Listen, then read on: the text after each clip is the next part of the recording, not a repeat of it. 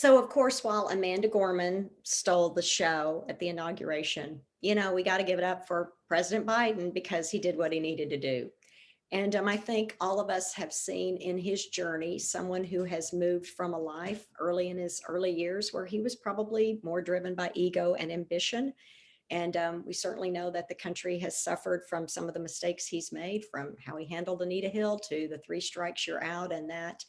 And yet you see this person standing before us speaking truth.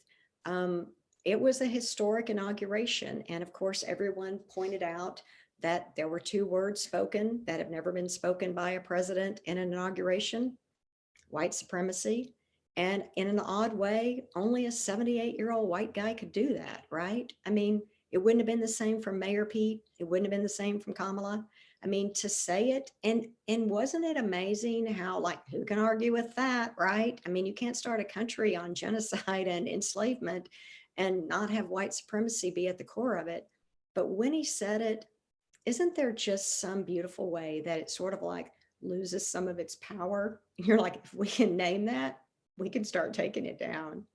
And even more, of course, in the days after, when he signed that ban allowing transgendered people back in the military, what did that mean? That means the sound of the genuine of everybody in this country matters. And even more important than any of that was probably the speech that Biden made the night before. He went to the inauguration from Delaware. Probably many of you saw clips of it. He was saying goodbye to his people, his home state, and he was there at the center named for his son, Beau Biden. And he cried. He cried when he talked about what the people of Delaware meant to him.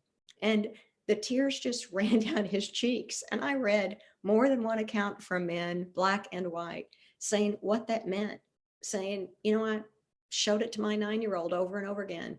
This is what it means to be a man, right? To stand there and to let the genuine in who you are, the most broken and vulnerable, be exposed, believing that you can offer that up and it can be received.